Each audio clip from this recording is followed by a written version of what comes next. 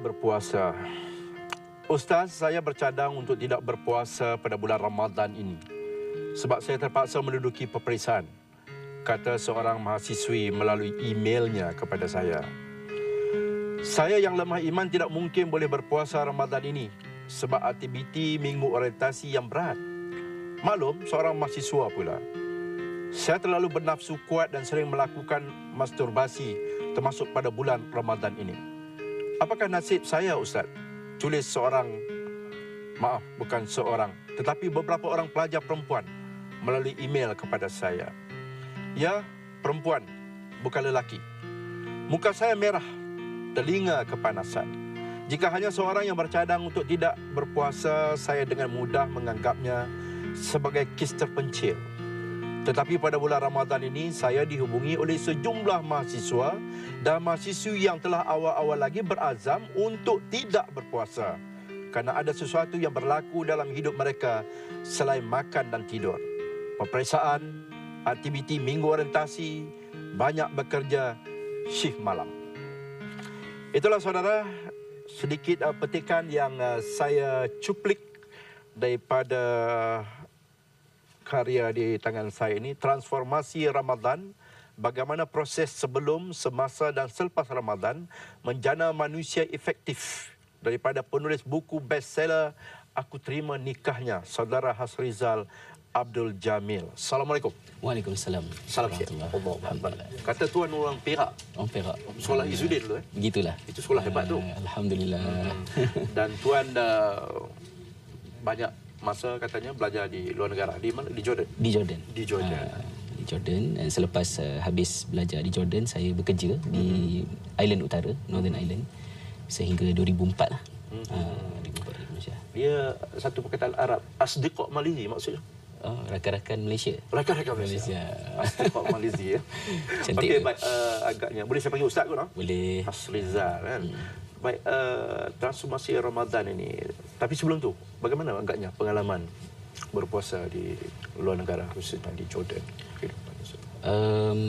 Asasnya tetap sama, ya, sama. Tetapi di luar negara tu mungkin persekitarannya mempengaruhi. Contohnya dari segi ketika saya berada di luar negara, Ramadan ini jatuh pada bulan Disember, Januari, November. So itu musim sejuk. Sejuk.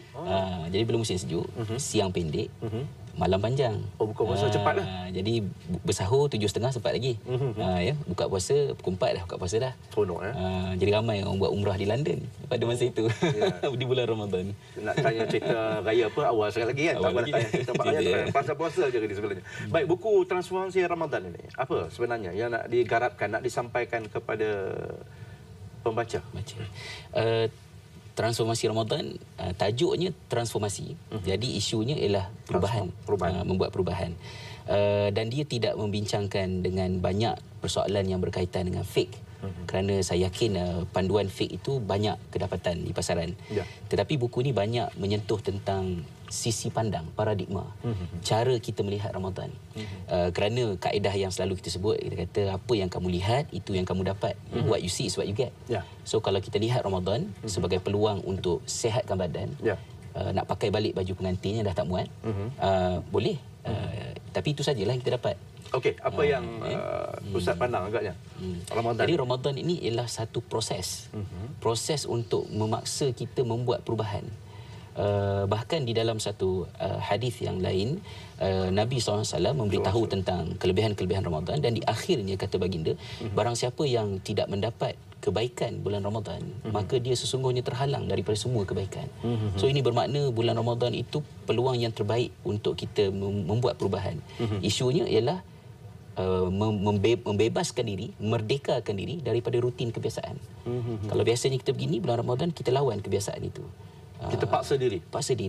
Baik, ayat di mula-mula nasi lemak tadi saya sebut, inna anzalnahu fi lailatul qadar. Ada disebut dalam ni cerita malam Lailatul Qadar, malam lebih baik daripada 1000 bulan. Mungkin Ustaz boleh mengungkapkan. Salah satu daripada yang kita bincang sini ialah bagaimana Allah SWT merahsiakan malam Lailatul Qadar yang tidak dispesifikkan pada malam 27, tetapi terbuka kepada malam-malam ganjil pada 10 malam terakhir. Mengapa dirahsiakan? Salah satu daripada hikmahnya ialah ada setengah-setengah perkara yang dirahsiakan dalam hidup ini untuk menjadikan kita lebih kuat. Contohnya mati. ya. Kalau diberitahu awal-awal lahir tahun ni mati 50 tahun akan datang. Jadi kita berehat sajalah. Lagi 2 tahun nak mati baru pergi taubat ke apa semua sebagainya. Tapi kerana mati itu misteri, kita sentiasa kena buat persiapan. Sama juga perbezaan orang makan gaji dengan orang berniaga. Orang berniaga pendapatannya tidak tetap. Jadi kerana tidak dapat ditentukan berapakah keuntungan dia, maka dia kena bekerja keras. Jadi Lailatul Qadar disembunyikan untuk menambah momentum supaya kita bukan hanya fokus pada satu malam tapi pada 10 malam. Sebab matlamatnya bukan hanya nak mendapatkan ganjaran Lailatul Qadar tetapi untuk membawa momentum itu keluar daripada Ramadan. So satu malam punya konsentrasi tak cukup. Kena ada momentumnya, kena meningkat lah ya. Tak boleh menurun. Baik saudara, kita sedang bersama saudara Hasrizal Abdul Jamil atau Ustaz Hasrizal dalam sinopsis ini. Anda boleh menelefon atau menghubungi kami 1-800-88-1677 jika anda ingin berkongsi pandangan atau ada kemusykilan. Tadi di awal tadi kita baca, saya cuplik sikit, bercadar untuk tidak berpuasa, ramai pelajar menyatakan sekian dan ada juga wanita melakukan aktiviti yang tak sewajarnya. Jadi ini pengalaman yang mungkin saya boleh dirumuskan kenapa isu ini, topik ini dibawa juga dalam mungkin audience utama saya banyak daripada kalangan anak muda lah, mahasiswa semua. Jadi isu yang saya ketengahkan di situ ialah tentang masalah kelemahan karakter, terutamanya oleh generasi anak kita yang mungkin kesusahan hidupnya tidak seperti ibu bapa dan datuk nenek dia. Jadi determination, keazaman dia tu lemah sehingga kan kerana peperiksaan rasa tak boleh puasa. Kerana minggu orientasi rasa tak boleh puasa. Tapi sejarah tak cerita lain. Sahur, tak boleh puasa. Sejarah cerita lain. Kemenangan Perang Badar, Salahuddin Al-Ayyubi membebaskan Masjid Al-Aqsa, semua itu berlaku di bulan Ramadan. Jadi kenapa begitu? Kita perlu menampakkan kembali apa sebenarnya yang Ramadan sedang buat ke atas kita. Jadi apa yang dilakukan oleh Ramadan ialah satu latihan. Latihannya ialah latihan mengawal diri, self control. Kalau tiada makanan dan kita tidak makan, itu tak jadi latihan. Yang jadi latihan ialah makanan ada tetapi memilih untuk tidak makan. So latihannya ialah belajar berkata tidak. Supaya dalam bilik air shower tu termasuk dalam mulut, kawal diri, keluarkan. Dan selepas Ramadan, kalau ada duit yang dibayar di bawah meja, walaupun kita memang tengah tidak berduit, ada kemampuan untuk kawal diri. Saya perlu, tapi ini bukan bahagian saya. Tinggalkan dia. Jadi proses latihan tu. Sebab itu yang lain pun sama juga. Misalnya bila kita menerima provokasi bulan Ramadan, kata Nabi SAW, fa insa baka ahad au jahala alaik. Kalau sekiranya kamu dimaki hamun ataupun diperbodohkan secara spesifik di bulan Ramadan, jangan balas. Cukup sekadar berkata aku puasa. Bukan Nabi SAW nak suruh kita jadi mangsa, play victim, tetapi Nabi nak suruh kita self control. Belajar kawal supaya rumah tangga jangan diselesaikan dengan penampar. Buku banyak baca, tapi sebab hilang kawalan, lempang juga yang dipilih pensaian kan. Anak-anak muda yang begitu mudah terangsang, mungkin kerana persekitaran, internet dan sebagainya, maka mereka ada keupayaan untuk self control yang lebih baik. Semua tu dah ada dalam pakej Ramadan. Cuma dia perlu diperlihatkan. Ada ketahanan diri juga ya. Ketahanan diri. Macam ikan di air masin. Walaupun persekitarannya masin tapi isinya tetap tawa. Selagi dia hidup. Selagi dia hidup. Kalau mati jadi ikan masin. Allah, betul kita makan nasi lemak sedap tu ya Allah.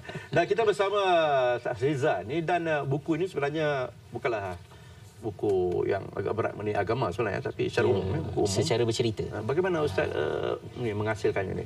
Ini kayak tadi katanya bestseller Aku Terima Nikahnya. Mana sebelum ni pernah buat dah buku. Ini yang keberapa ni? Yang ini kalau tidak silap saya yang ke-6. Yang ke-6. Ke-6 ada 5 buku yang lebih awal. Ini terbitan Tarbiyah Rohani. Galeri Ilmu. Galeri Ilmu. Buku pertama saya ialah Aku Terima Nikahnya, tajuknya. Dan berharga RM18 di Semenanjung, RM20 di Sabah Sarawak, 160 halaman. Jadi buku ni pasarannya sekarang boleh dapat di mana-mana kedai buku kot? Ya, di kebanyakan kedai buku utama ataupun secara online di syarikat penerbitnya Galeri Ilmu Sdn Bhd. Ataupun boleh layari www.saifulislam.com. Jadi apa yang Ustaz harapkan daripada buku ini? Saya mengharapkan daripada buku ini kita mendapat gambaran yang jelas tentang apa yang kita nak capai. Sebab kalau kita kata okeylah Ramadan, kita go with the flow, ikut je lah. Nanti dia hanya akan menjadi salah satu daripada Ramadan. Tetapi buku ini mudah-mudahan dengan membacanya, dan saya menulisnya dalam saiz yang ringan, supaya kita betul-betul dapat merasakan bahawa Ramadan ini ialah satu kemudahan yang Allah beri. Ya, sebab kalau kita buat perubahan di bulan Rejab, nanti orang mengata tak pernah pergi masjid, tiba-tiba bulan Rejab pergi masjid. Nanti orang ni mesti gaduh dengan bini ni kan. Gitu Tapi kalau Ramadan kita datang masjid, orang tak kata apa. So memang mudah buat baik. Nak buat jahat susah bulan Ramadan. So ini adalah peluang yang terbaik. So kalau sekiranya kita gagal untuk mengubah diri menjadi lebih baik di bulan Ramadan, kekhawatiran kita peluang tu tak ada di bulan-bulan yang lain. Sebab ini ialah bulan sokongan daripada Allah SWT. InsyaAllah itu saja yang dapat kita bersama dengan Saudara Hasriza Abdul Jamil. Dan saya lihat belik-belik tengok ni sebentar lalu memang menarik, cara santai dengan tajuk-tajuk dan juga contoh-contoh yang diberikan oleh penulis. Jadi buku ni satu lagi koleksi berguna kita yang kami paparkan menerusi Nasi Lemak Kopi O segmen sinopsis ini. Terima kasih banyak. Sama-sama. Ustaz kena sudi bersama kita. Terus berkarya. Ya? InsyaAllah. Terus berkarya dan buat buku satu Nasi Lemak Kopi O. Nasi Lemak Kopi O. Jumpa lagi. Selepas ini teruskan bersama kami walaupun tak ada nasi lemak kat depan.